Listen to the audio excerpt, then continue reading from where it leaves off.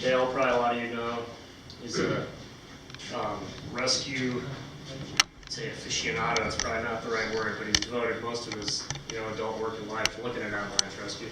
And then Terry's a local MD, he's a physician at the emergency room down here in Haley, or between Ketchum and Haley.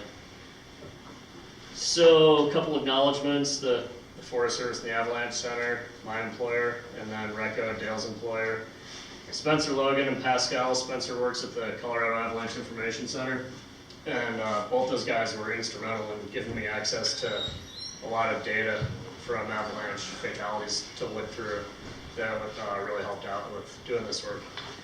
So the story. So there's a group of 4 snowmobilers, 2 local folks from Bellevue and 2 folks from out of town, from Seattle, formerly, or not Seattle, the Olympic Peninsula, formerly Alaska. All experienced. They had been riding for, 2 of them for like 22 years, the other 2 for 30 years approximately, long time, if I recall.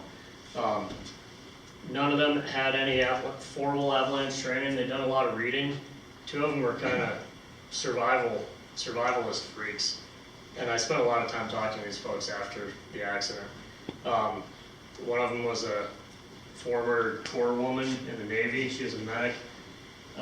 Both private pilots who flew around a lot in the bush in Alaska, and they were electrical contractors, so pretty hardened individuals who'd had experiences like having their engine die when they're flying around in the middle of nowhere in Alaska. So they had decided, this is February 17th, 16th or 17th, I should remember that, but last year in February, as Kirk spoke to, we had this really interesting snowpack where it was a thin week snowpack, but then a big maritime load where we got anywhere from 10 to 20 inches of water in a 3-week period from roughly the end of January through kind of February 20th. So this is when that was really getting cranking. The day before they were going to go out riding, they decided not to because 1, it was dangerous, and they knew it was dangerous, and 2, they were having a problem with their dog. This day they decided, yeah, we're going to go, we're just going to stay in the flats though. We're not going to climb anything, we're not going to go anywhere dangerous, we're just going to stay in the flat terrain. So this is Frenchman Creek. They came in from the right, from the road, and they've been getting stuck a bunch. We were riding, actually Simon and I and Scott Havens and another guy in the next drainage over in the headwaters, and we can attest that we were getting stuck a lot. Especially Scott. Especially Scott. No, I think you guys out. So yeah, it was really tough riding. So you're on this this dense slab, and then once you got below that, there's nothing there. So when you got below that slab, it was really difficult. So they had gotten stuck and decided they were going to turn around and head back home. So they got stuck one last time over here in the creek. That's the creek itself going through the debris field here. So they got stuck there, and they were in the process of turning all 4 sleds around. They were roughly in 2 groups of 2. 2 of them were here, and 2 of them were right in there. One of the snowmobiles was just off of where the debris ended up. The rest of them were all on the debris field. And 2 of them were walking at the time, walking back to their sleds, and they probably remotely triggered this avalanche from below by walking around in the snowpack down there. And it was interesting where there was a slide triggered the day or 2 days before. Bozo triggered one where he was stomping on things all over the place up around Titus and couldn't get it to go on skis, and he had like gotten out of his skis, if I recall, to hike back up. Or no, he didn't get out of his skis. He sidestepped down a little bit off the ridge into a little rock outcrop. That's right, where there was no snow. And he got his tails down in the facets. the basal stuff and just was grinding them around, and that caused it to propagate. And then the same day this happened, Justin Stevenson, they were riding out in Fisher Creek and hadn't had any collapses, riding around on the slab. Got off and tried to open this gate and punched through, and he said his heels hit the ground and the whole meadow, just big wave went through the meadow off into space. So it's interesting. Interesting stuff. Where usually it's the opposite, where you need to be collapsing the slab, but I had a few incidents in a couple-day period of that where people were disturbing, physically disturbing the weakler. So one of the two people over here saw, heard a noise, saw this wall of light coming towards them at a high rate of speed and screamed. One person was sitting on a snowmobile right here, and the other person was leaning over their beetle on the uphill side of it, basically. These two were around the one snowmobile that was in that area. So they were buried two groups of two of them there, two of them here. Depending on the definition of fully buried, three of them meet any definition of fully buried. The one person that unfortunately ended up dying in this accident, he was able to clear, to wave one arm around and clear snow partially from around the top of his head. Some people are going to call that a full burial, some aren't, but at least three of them, somewhat ironically, all three who survived were fully buried. So the first person, he was one of these two over here. He initially was able to move some fingers, so he could start by scratching. After 45 minutes, he's able to dig himself out. So that's where he was. So the guy digs himself out in an avalanche for 45 minutes. At that point, he hears, right when he was almost fully out, he could hear someone that sounded like they were way away. It ended up being his wife. That's his hole, who was about 6 feet away from him. And she was fully buried there as well, too. Initially, she couldn't breathe at all, and was able to, same thing, kind of move her arm a little bit to get to where she could expand her chest, and said she felt a lot better at that point and was able to just shallowly breathe. And it was approximately 50 to 60 minutes until her head was uncovered, until she had a patent airway. So at this point you have two people up. They've both been buried in an avalanche for an extended period of time, not like 5-10 minutes. They're really cold. They start to do a rescue. So they had beacons, some older SOS beacons. They struggled to get them turned on into receive, so their fingers weren't working at all. Yeah, when he was trying to dig out his wife, the first person who got out, he initially tried using a shovel and couldn't hang on to it. So it was easier to just kind of use his hands like claws or paddles. That's how he dug her out. So he couldn't hang on to a shovel, his hands were too cold. So they immediately get a signal and start walking over that way. They also recognize that it's a double burial, fairly close proximity. You get those really confusing signals, especially if you don't have one of the newer beacons and you don't practice that much.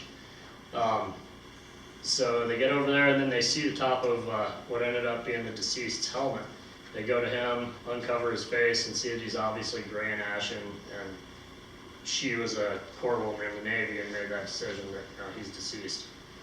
So at this point they have a really tough decision. They're here at Frenchman Creek, one person, that's roughly the scene of the accident, a couple miles in. They are realizing quickly that they can't effect a good rescue. They're not a viable alternative, that they can't dig. They have a close proximity double. They don't have any probes because they're on sleds. So they don't really have a way to probe around and find someone. And then if they do find them, what are they going to do? So they really quickly made a really difficult decision. I think what probably was the right one, and they have to save someone's life, to get out of there and let someone know that there's been an accident and try to get help coming their way. So they take the one working sled, both ride out. Luckily, a motorist comes by really quickly. They flag her down. She goes down to Smiley Creek, where she lets people know there's been an accident, and of course the story gets twisted. There are 5 people buried, 2 dead, 3 dead, who knows. So we appeared on the scene a little after they had returned, and it was a kind of the typical way you'd expect. The story is not very clear. Also really fortunately, while they're at Smiley Creek, 2 local folks, snowmobile skiers, were there, heard about it, had their sleds in the back of their truck, unload them real quickly, pin it, and get down here. So you have these 2 rescuers. They'd also just taken a custom level 1 avalanche class through SMG like a few weeks previous to this accident. So they're fairly trained rescuers who happened to be there, who were on the scene probably within about 10 minutes of when they got out to the road. Just a lot of things broke right to get people there that quickly. So they get there, and it was really interesting talking to them. They get there and there's no one there, it's dead quiet. They go, "Shit, we missed it." And then it dawns on them, wait, we are it. We're the rescue. So they one of them switches beacon to receive. Right away, starts headed towards where they are. Doesn't even see the head of the deceased person sticking out of the snow and goes right to the other signal, which is only about probably 6 feet away. It's really close. And gets a really low reading on a tracker, less than a meter, starts digging with his hands, and bumps a helmet. And the helmet makes this noise, says, "Bump!" And he said he just screams, like that corpse is talking to me. I can't believe it. And then what he guesses is 2 seconds, but he said it felt like 2 minutes. He starts yelling, "She's alive!" And they start digging her out, and next thing you know, you have a 70-year-old woman who survived a complete burial for 105 minutes. So the third survivor is out. And that's not blood, that's just from chalk from the sheriff doing the investigation. So, why did they survive? And we were there, Simon and I and Scott, and Simon was directly involved with part of the rescue effort, and then we were all there that day and then did the investigation, spent a lot of time talking to folks and thinking about this, all the people who were involved. Did they just win the lottery? Is it all luck? Or were there some underlying reasons that 3 people survived, 45 to 105-minute burials? So survive and prolonged burials. We won't get too much into graphs here, but has everyone seen a survival curve before? This is the probability of surviving an avalanche, so it's really high if you get found really quickly. This is the duration of the burial. So you have this basic survival phase where you have a really good chance of living if you're found in that first 10, 12 minutes. And then the curve, picture it as a curve like that, it drops off fairly steeply up to about 30 minutes. And then after 30, it stays pretty constant. So what I wanted to look at as well, is there anything to it? What's going on here in this 30 to 120 minute phase of burial survivors? That, you don't have that many of them. It's not terrible. This is under 10%. The Canadian data, then you look at the Swiss, where rescue's a lot closer. They have all kinds of organized rescue all over the place in the mountains. So it's still pushing 20%. People who are buried, and this is if you're not killed by trauma, you still have 20%, almost 20% chance of surviving, which is amazing, really, at 2 hours. So yeah, I started looking through the data, got my hands on everything I could find from Pascal, so he has access to the Canadian and the Swiss data, and then the US data.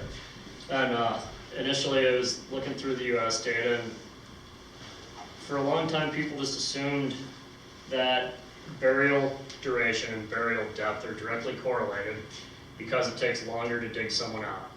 And all the previous research that has examined burial depth, it was really interesting. It basically used a binary system where it called it a shallow burial under 80 centimeters deep or a deep burial over 80 centimeters deep, which 80 centimeters isn't that shallow.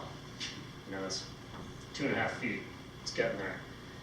And when I was looking through the US data, it seemed like a lot of these extended survivals happened with 1-foot burials. And the data is really noisy and kind of garbage because burial depth isn't reported that much. It's fairly infrequent, especially with non-professional rescues, and there aren't that many live non-professional finds out there that have an accurate burial depth. So, I was thinking, well, it sure seems like burial depth had something to do with it. All 3 of the folks were buried less than 1 foot deep. The top of their heads were less than 1 foot deep in this accident. So what do we know about debris? If you're one of the things that I preach to myself and anyone who will listen is understand the problem. If you're gonna look at something, you gotta understand, what you're looking at. Otherwise, you're gonna solve the wrong problem. So if someone's buried in debris, it's like, well, what do we know about avalanche debris? And it turns out almost nothing. That you can read in the Avalanche Handbook, there's some accepted densities for what avalanche debris is. And I actually got to talk to, I searched everywhere, I couldn't find a single article ever written anywhere on characterizing just basic physical properties of debris. People look at impact forces and engineering things, but you don't see any literature on it.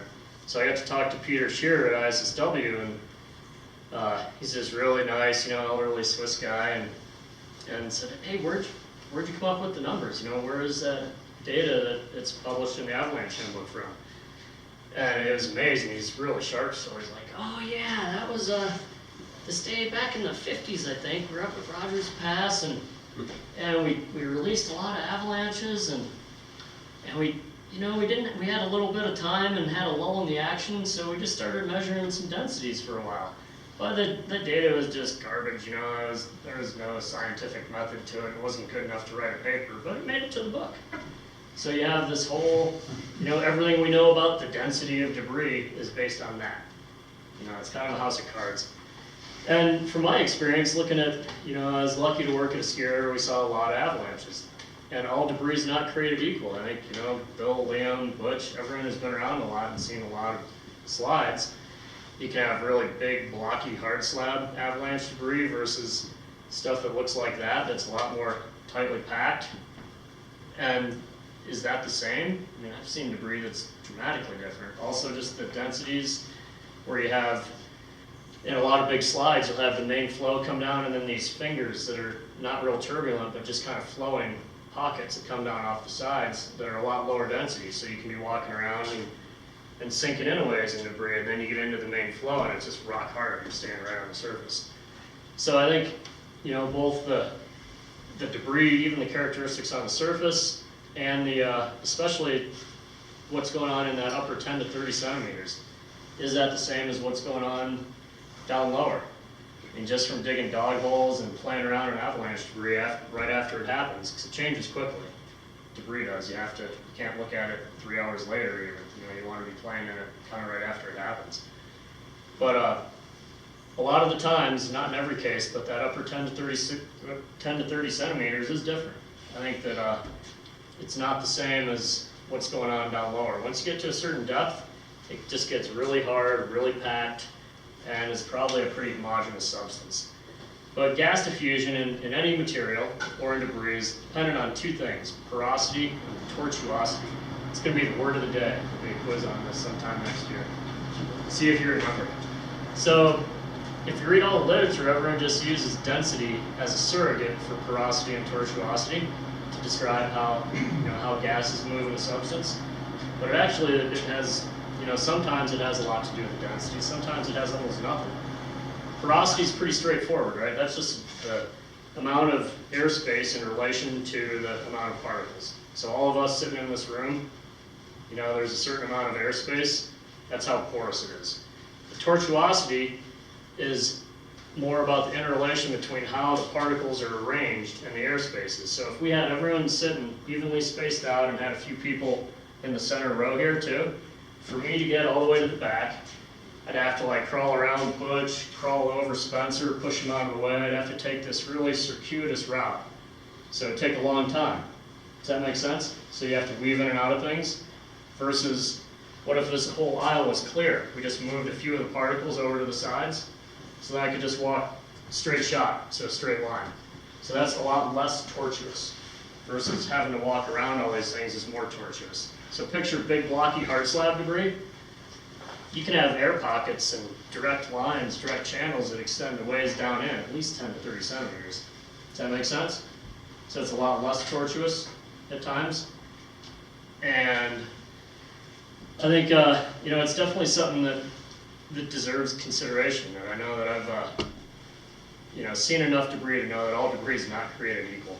And in this accident, the survivor, the final victim that was found that survived, it's a great quote from her. I scratched again, had a little snow come down. It was then that I felt a little cold air come in. So who knows what was going on, but she was buried a foot deep and was able to actually feel some air exchange with the outside air. Where if she's buried 3 feet deep, do you think that's going to happen? That if she was able to scratch a little, think she'd feel cold air come in? I tend to think no, but who knows? So the other thing that really struck me was approaches to rescue, and a lot of this comes from talking to Dale about this accident afterwards. Traditionally, we have this really segmented algorithm for rescue where you have self-rescue, so beacons, airbags, whatever you're carrying on yourself. Then you have your partners, the companions, and then it would move next to an organized rescue. And they're not working together, you know, the way that the rescue's historically been taught. And, you know, I'm not saying it's right or wrong, just it's been really effective. And probably in the United States where organized rescue tends to be a long ways away. You know, we were there probably about 45 minutes after that accident happened, and there was one emergency services person there, but the rest of them weren't there until after all the survivors had been out. So it was, you know, at least 2 hours after the event by the time that organized rescue arrived. And that's pretty standard in the United States. You don't have huts that have rescue people like you do in Europe. So something that, in talking to Dale, that we're already seeing it happen is where you have this a lot more synergistic, kind of intertwined approach to rescue, where you have individuals, and then you have small teams, whether they're your companions, whether they're professionals, whether they're whatever. The whole idea is that it's a small team, and then professional. And there's overlap. That the sooner you can, if it's not a huge burden to notify and get the wheels moving to get other people there, it's probably a good thing. In ICAR, the International Commission for Alpine Rescue considers it an emergency medical situation. So notification's a huge thing, as we all know, in any emergency medical situation. And there are a lot of stories, if you look out there, of this already happening, where there was a great one in Japan where some folks were skiing in a group and one of their friends got buried. So I think it was a large group, 4 or 5 people. 2 of them went down to start the rescue, and one of them wanted to get the word out as fast as he could. What do you think he did? So fun. Tweeted. How else do you reach? I mean, you don't call, maybe you don't call 911. So instantly all his friends, everyone in the world, and one of them is going to call 911. So I know in Utah they've had similar things with social media, and they've had there's a successful rescue in Colorado, a really extended one, that was due to someone calling 911, a neighboring party that was able to call them. So I think, you know, it's something to consider, especially for while we're teaching people. A lot of people in this room are educators, that whether we start teaching this or not, it's good to at least mention that these things are becoming more and more intertwined with small teams, or more and more people out in the hills, or more and more people who are able to better communicate with each other. So we're going to start seeing this a lot more. And really, in this accident, here you have this is the woman that was the second one that was dug up, so buried for 55 minutes roughly. This is the passing motorist. These are the folks that found the last person and snowmobiled her out, getting into this person's car before the ambulance or anyone had gotten there to get her warm. And this is the final survivor right there. So it's a real good example of that, happening right in our backyard, of that kind of synergistic approach to rescue. So a couple conclusions. Future work, well, and this is what I was pushing for at ISSW. There are a whole bunch of masters and PhDs probably for someone looking at debris, because we do know nothing. And it's not that easy to study. You have to look at it right away. But especially about gas diffusion in debris, we don't really know anything about how different it is as you go down in debris, different kinds of debris. There's just a lot of unknowns there. And then also taking a closer look at the burial depth, the relation of survival to burial depth for specific burial times. And there's enough evidence to look at that a European group and Pascal and some other people are looking into that. Just a real cursory look at the worldwide data set shows that, yeah, there is for shallow burials. So for deeper burials, this curve stays about that same shape. But for shallow burials, it may look something more like this, where it takes a lot longer to taper off. So you probably have a better chance of surviving a 1-foot burial in a 30 to 60 to 90 minute time period. Which, how would that have some implications? How would that matter? What's a new form of rescue gear that we're using? Exactly. It'll probably give more credence if that turns out to be true. Who's to say it will or not? We'll probably know more within the next year when they look through the bigger data set. But it's obviously good to be very close to the top, and maybe even more important than we thought. So people do survive lengthy burials. You know, this is just in the U.S. since 2000. That's 1, 2, 3, 4, 5, 6, 7, 8, 9 people that were buried more than 4 hours and lived. So it does happen. You know, you're not, just because you're not found in the first 15 minutes doesn't mean you're dead, for sure. So this is from a study of out-of-hospital cardiac arrest patients. So what percentage do you think had what they call successful outcomes, which means they left the hospital? What do you think? Because we put a lot of resources into this, right? If someone has a heart attack anywhere, I think there's defibs all over the place, right? What percentage do you think have good outcomes? 2%. Pretty close, Simon. I've seen it. I know. So yeah, 2%.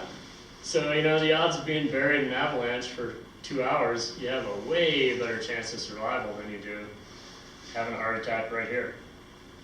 Which, you know, isn't really intuitive given how we treat these two really different scenarios. Because a heart attack patient, it's tangible. There's someone in front of you, you can see them. You know what to do. You see this body that's not moving, it's go, go, go. Versus someone buried in an avalanche, you don't have that tangible patient to treat. You don't have a patient. So it's really hard to have that same urgency after someone's been buried for an hour and a half to go, go, go. We got to get them out of there. So we as a community have done an amazing job just instilling the importance of rapid extrication, that we have to find them, we have to find them fast. I mean, how many people see avalanche classes or teach avalanche classes where you say, you're the only chance for your buddy's rescue, you have to get them out, you have to do it in less than half an hour. And I've told people that for most of my career. And it's developed this attitude, you know, in all of us. We probably have it, that if you're called to a scene 45 minutes or an hour and a half or 2 hours later, then you probably have that attitude like, oh, it's going to be brutal. Where we're probably better served, especially when we're teaching, to try to instill more thinking like a dog. You know, the dog's thinking, I'm going to find him. And, you know, I'd just be really careful thinking about that, the unintended consequences we have as educators of instilling that into people, that, you know, all hope is lost after 30 minutes. You know, we want to be really careful about that, because there still is a way better chance than we give it credit for. You know, probably somewhere between 10 and 20%, and if someone's buried shallow, better than that, of finding someone alive. And there's the sawtooths again. All back to home. Questions on that? Did you, Scott, did you Yeah. look at, or has anybody looked at, one of the things that I imagined with this accident is they all had like full face helmets on, so it kind of a built-in airspace. Yeah. Does that seem to be a factor in what we've seen? It's really hard to study because there just Yeah. isn't enough data, and Yeah. the data that's out there, it doesn't delineate between full face and not full face, and how many filled with snow and how many didn't. So it's something that it'll be really interesting to look at, you know, years down the road when there's enough data to look at that. These folks, it was a really interesting avalanche where if they were 10 feet higher up the slope, they would have been in deeper and a lot denser debris, and probably would have been 4 people dead. Mm-hmm. And if they were literally 10 feet downhill, they would have got dusted and knocked over by they all reported kind of being hit in the chest by the air blast in front of it. This is a D3, a decent sized slide. Mm-hmm. And they probably would have been fine, had the story of their lives, wet their pants, cleaned the crowd out, head home and have a martini on the deck, and said, holy cow. So it's, you know, that final line, but that